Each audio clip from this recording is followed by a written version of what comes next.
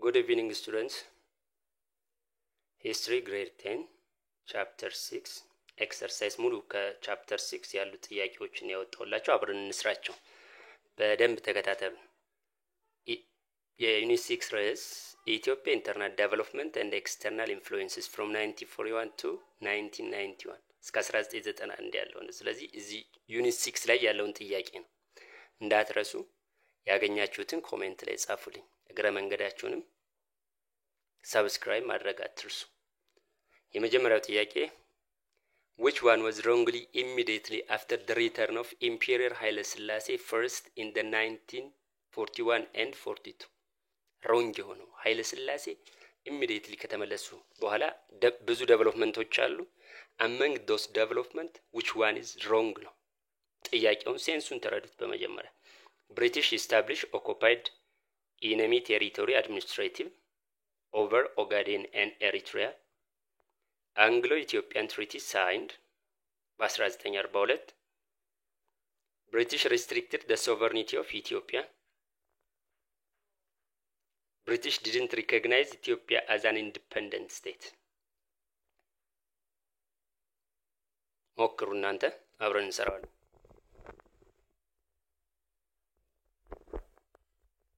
እሺ አብረን እንስራ። British established occupied enemy territory ይሄ ትክክል ነው። over the districts of Ogaden እና በኤርትራ ላይ ከጠላት የተነጠቁ ግዛቶች በሚል አድሚኒስትሬቲቭ አፌሯን አጠናክራለች። ዛጋ አንግሎ ኢትዮጵያን ትሪቲ ሳይንድ የመጀመሪያው የብሪቲሽ እና የኢትዮጵያ ትሪቲ 1942 ተሰይሟል። ሁለተኛው ሶስተኛው British restricted the sovereignty of Ethiopia. ኢትዮጵያ ኢንዲፔንደንት ነች ብትልም but there was the intervention of the government of British on internal and external affairs of Ethiopia. ስለዚህ ሪስትሪክት አድርጋለች። ትክክል ነው። British didn't recognize Ethiopia as an independent. ኢትዮጵያ ነፃ ሀገር ናት ብላ ሪኮግኒሽን አልሰጠችም ነው የሚል። ስለዚህ መልሱ ሊሆን የሚችለው ይሄ ነው ማለት ነው። ነፃ ሀገር ናት ብላለች፣ ነገር ግን ነፃ ሆና ኤክሰርሳይዝ እንድታደርግ ፈቃዱን አልሰጠቻትም። ሁለተኛ number 2 during the first Anglo-Ethiopian agreement the two states were agreed on the following except በመጀመሪያው በ1942 ስምምነት ኢትዮጵያና ኢንግላንድ አግሪ ካደረጓቸው መካከል ያልሆነው የቱ ነው? British military to own former Italian property, railway to remain under the British control, to train the Ethiopian army, the return of Ogaden.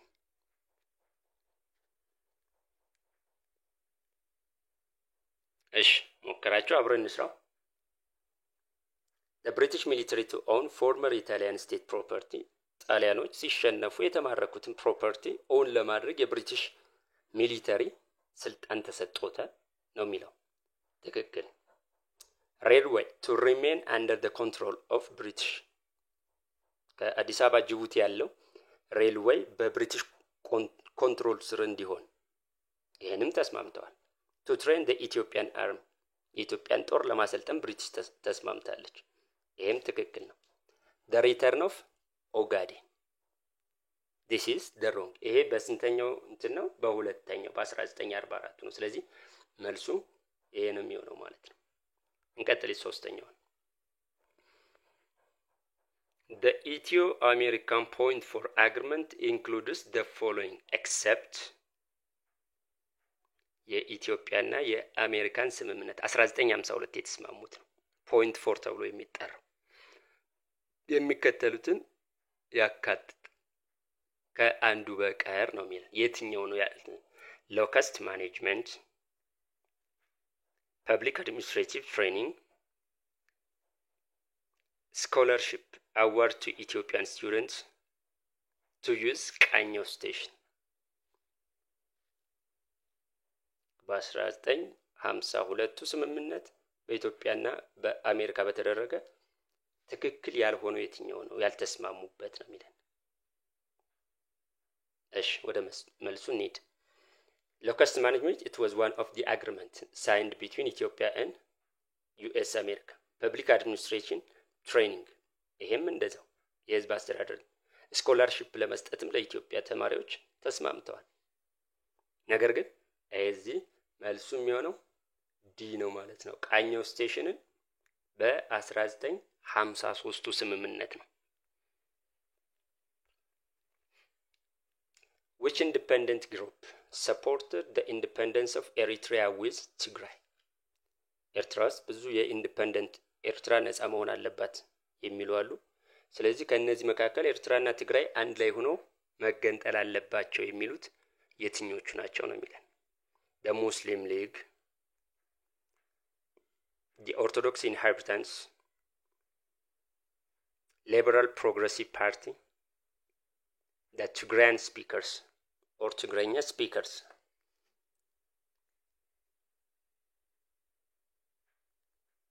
እሺ እንቀጥል።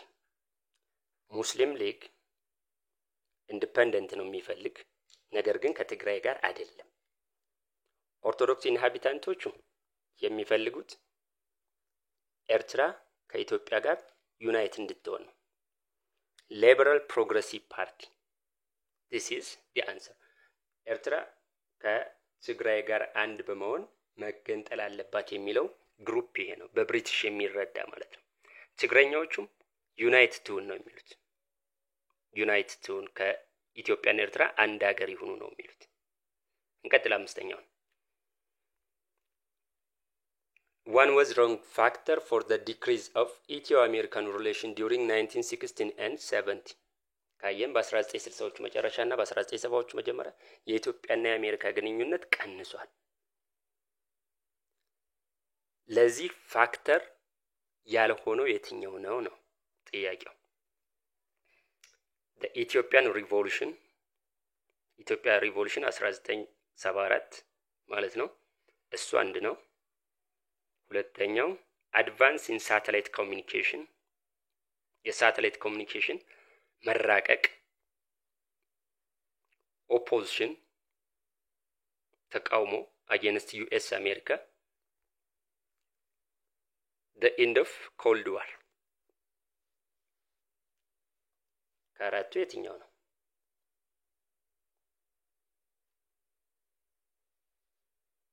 እሺ አብረንሳ the Ethiopian revolution 1974 ላይ there was a revolution conducted by ደርግ።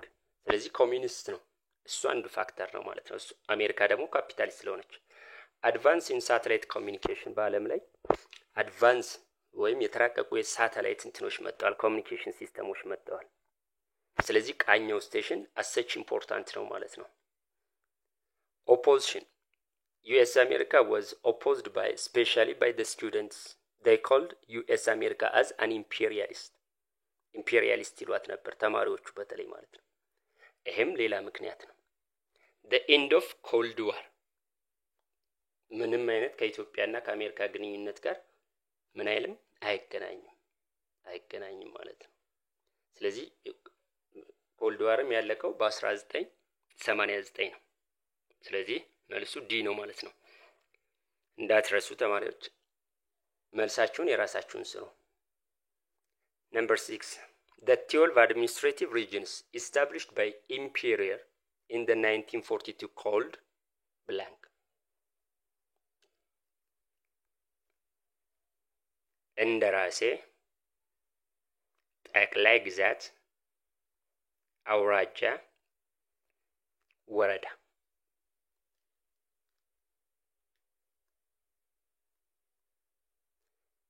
በ1942 ኃይለ ሥላሴ አድሚኒስትሬቲቭ ሪፎርም አድርገዋል እና በ12 ክልሎች ተከፍላለች ኢትዮጵያ። እነዚህ ማን ይባላል? ይሄ ነው እንደራሴ። እንደራሴ ማለት ገዢዎቹ አስተዳዳሪዎቹ ነው። ስለዚህ ፎልስ ነው።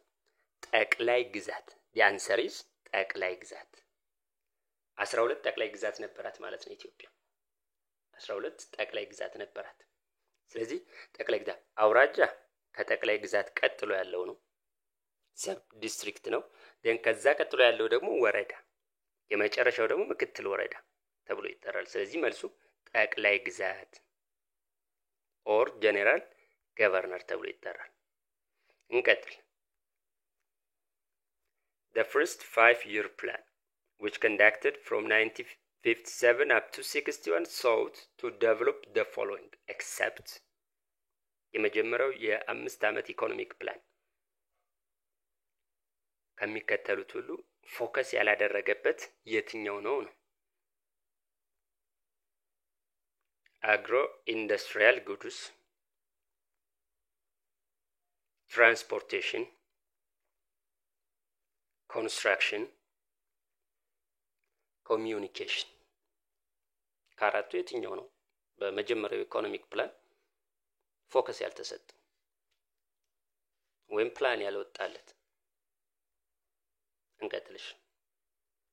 አግሮ ኢንዱስትሪያል ጉድስ በሁለተኛው ነው። ዱሪንግ the second 5-year economic plan ነው። ትራንስፖርቴሽን ተሰጥቶታል። የኢንፍራስትራክቸር ነው በአጠቃላይ የተሰጠው እንትን ፎከስ የተሰጠው። ትራንስፖርቴሽን፣ ኮንስትራክሽን፣ ኮሚዩኒኬሽን እነዚህ በመጀመሪያው ፎከስ የተሰጣቸው ናቸው። ስለዚህ መልሱ ለአግሮ ኢንዱስትሪ ወይም ለኢንዱስትሪ የሚሆኑ እንትን የአግሪካልቸራል ምርቶችን ማምረት የሚለው ነው። ይሄ በሁለተኛው ነው የተሰጠው። Number 8. Several factors hindered the implementation of Ethiopia's development planning during the imperial period, except የተለያዩ ፋክተሮች አሉ የዴቨሎፕመንት ፕላኑን የኃይለ ሥላሴን ዴቨሎፕመንት ፕላን ሂንደር ወይም ኦብስታክል የሆኑት እንዳይፈጸም ያደረጉት ማለት ነው። የትኞቹ ከሚከተሉት አንዱ አይደለም ነው? lack of administrative, lack of peace and stability, shortage of qualified personnel, and all are the correct answer. Which one is the answer? hindering or obstacle እንቅፋት የነበረ የኢኮኖሚክ ዴቨሎፕመንቱ እንዳይፈጸም።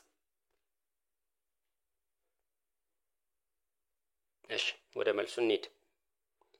lack of administrative, this was lack of administration አንዱ ፋክተር ነው። ሁለተኛው lack of peace and stability ይሄ ፋክተር አልነበረም የመጀመሪያ የኢኮኖሚክ ፕላን እንዲወድቅ ማለት ነው። ሌላኛው the shortage of qualified personnel ኳሊፋይድ የሆኑ ያን ፕሮግራም የሚያስፈጽሙ ኢንዲቪጁዋሎች አለመኖር ይሄም ሌላ ፋክተር ነው። all are the correct answer የሚለው እሱ አይደለም ማለት ነው። ስለዚህ ምክንያቱም lack of peace and stability የሚለው ፋክተር አልነበረም። lack of peace and stability የሚለው ፋክተር አልነበረም። ስለዚህ the lack of peace and stability are the fact not the factor or hindering factor እንቅፋት አልነበረም። እንቀጥል። number 9. Which foreign powers supported the empire of Ethiopia to crush ወያኔ rebellion? 1943 ላይ ትግራይ አካባቢ ወያኔ ሪቢሊየን ፔዛንት ሪቢሊየን ተነስቷል። ስለዚህ በዚህ ወቅት ይሄን ክራሽ ለማድረግ ሪቢሊየኑን ለማስቆም የረዳቻት ሀገር ማነች ነው? ፍራንስ፣ ኢታሊ፣ አሜሪካ፣ ብሪቲሽ። ይሄ ቀላል ነው። የአንሰሪስ ብሪቲሽ። የብሪቲሽ ሮያል ኤርፎርስ ሰፖርት አድርጎታል ኃይለ ሥላሴን ወያኔ ሪቢሊየንን ለማስቆም።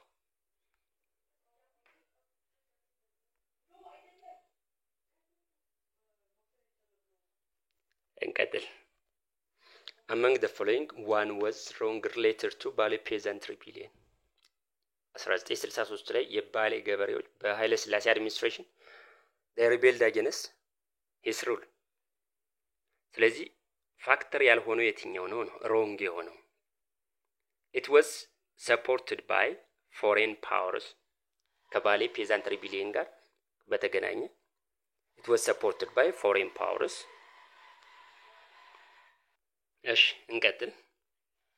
ሶስተኛው ዋቆ ጉቱ was one of the leaders. ill treatment of patriots was one factor ስለዚህ ለባሌ ሪቢሊየን ፔዛንት ሪቢሊየን ጋር ሪሌትድ ያልሆነ የትኛው ነው ነው የሚለን it was supported by foreign powers በውጭ ሀገር ይደገፍ ነበር yes this is Somali supported this it was started in the districts of El Kari 1963 እዚህ አካባቢ ነው አመጹ የተነሳው ዋቆ ጉቱ was one of the leaders yes he was one of the leaders ስለዚህ the answer is D ill treatment it was related to Gojam peasant rebellion የፓትሪዮቶች በደንብ በሰሩት ስራ ልክ ምስጋና አለመሰጠታቸው ለጎጃም ፔዛንት ሪቢሊየን ነው እንቀጥል 11ኛው identify the wrong statement about the unsuccessful attempt of the 1960 coup against imperial rule በ1960 ያልተሳካ የመፈንቅለ መንግስት ተደርጓል ከዚህ ጋር ተያይዞ ሮንግ የሆነው ስቴትመንት የትኛው ነው ነው A Asfa Wasan Haile Selassie was appointed head of state B General Mengistu Neway he was nominated chief of the staff of the armed force Ras Imru Haile Selassie was designated as prime minister all are correct answers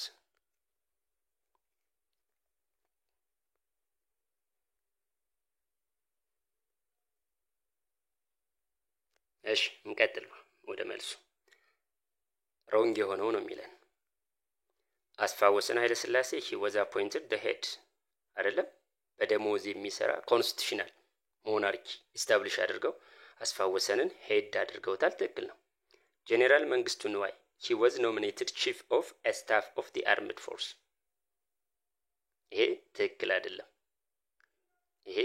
አይደለም ሌላ ሰው ነው ራስ ምሩ ኃይለ ሥላሴ he was designated as prime minister ትክክል የውጭ ጉዳይ ሚኒስተር ተደርጎ ተሹሟል all are correct የሚለው b false ስለሆነ the answer is b number 12 during the Ethio-Somalian war Ethiopia was supported by the following foreign powers except በኢትዮጵያና በሶማሌ ጦርነት ጊዜ ኢትዮጵያ በሚከተሉት የውጭ ሀገሮች ድጋፍ ታገኝ ነበር ካንዱ በቀር የመን አሜሪካ ኩባ USSR ሶስቱ ሰፖርት አድርገዋል አንዷ ግን አይደለችም የሶማሌ ሰፖርተር ነች እሺ እንሂድ ወደ መልሱ የመን yes ኩባም እንደዚሁ የሲሳርም ሶሻሊስት ስለነበሩ ወርደዋል ስለዚህ አሜሪካ ካፒታሊስት ስለነበረች ለማን ነበር መስረዳው ለሶማሌ ነበር ፓርት 2 ማቺንግ ኮለመን ነው በጥሞና አዩትና ከዛ በኋላ መልሳችሁን አስቀምጡ leaders of students movement slogans of student publicized famine coordinating committee prime minister of Derg slogans of Derg chairman of provisional military administrative committee development cooperative campaign bloody campaign against the EPRP ወይም ኢሃፓ ማለት ነው ብለን የምንጠራው ኢትዮጵያ ፒፕልስ ሪቮሉሽነሪ ፓርቲ ሚሊታሪ ካምፔን ቱ ኤሪትሪያ ቢ ኮለመንኒ ሬድ ቴረር ላንድ ቱ ቲለር ኢትዮጵያ ፈርስት አማናንዶ ጥላሁን ጉዛው ጆናታን ዲምቤልቢ እድገት በህብረት ሬድ ስታር ልጅ ሚካኤል ደርግ ስለዚህ ጥያቄዎችን እዩዋቸውና አብረን እንስራቸው ሊደርስ ኦፍ ስቱደንትስ ሙቭመንት የስቱደንት ሙቭመንት መሪ የተማሪዎች ስሎጋን ድርቁን ወይም ረሃቡን ለዓለም ያሰራጨው ኮኦርዲኔቲንግ ኮሚቴ የደርግ ፕራይም ሚኒስተር የደርግ ስሎጋን ቸርማን ኦፍ ፕሮቪዥናል ሚሊተሪ አድሚኒስትሬቲቭ ኮሚቴ ሊቀመንበር ዴቨሎፕመንት ኮኦፕሬቲቭ ካምፔን የእድገት በህብረት ብለድ ካምፔን አጌንስት ኢሃፓ ወይም ኢፒአርፒ ሚሊተሪ ካምፔን ቱ ኤርትራ የወታደራዊ ካምፔን ዘመቻ በኤርትራ ላይ ሊደርስ ኦፍ ስቱደንትስ ሙቭመንት ማን ነው? ሞክሩ። ጥላሁን። the answer is A። የተማሪዎች ስሎጋን ወይም መፈክር ላንድ ቱ ቲለር ወይም መሬት ላራሹ ድርቁን ረሃቡን ለዓለም ያስተጋባ ጆናታን ዲምቤልቢ። ኮኦርዲኔቲንግ ኮሚቴ አደራጅ ኮሚቴ ደርግ።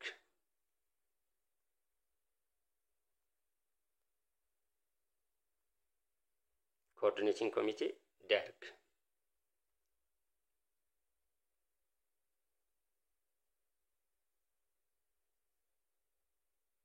the slogans of ደርግ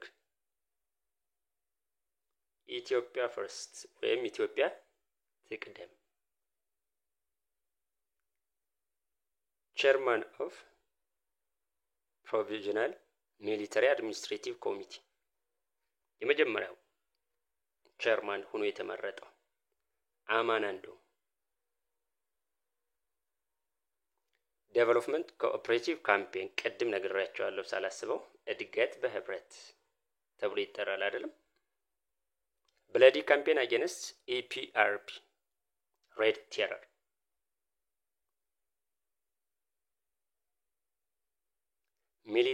ሚሊተሪ ካምፔን ቱ ኤሪትራ ሬድ ስታር። አመሰግናለሁ ተማሪዎች ስለተከታተላችሁኝ። እነዚህም በደንብ ደጋግማችሁ እዩዋቸው። ጥያቄ ካለ እንግዲህ ጠይቁ። if there is any question comment, please write on the comment. I will immediately respond. ሰብስክራይብ ማድረግ አትርሱ። አመሰግናለሁ። መልካም አዳር። ቻው።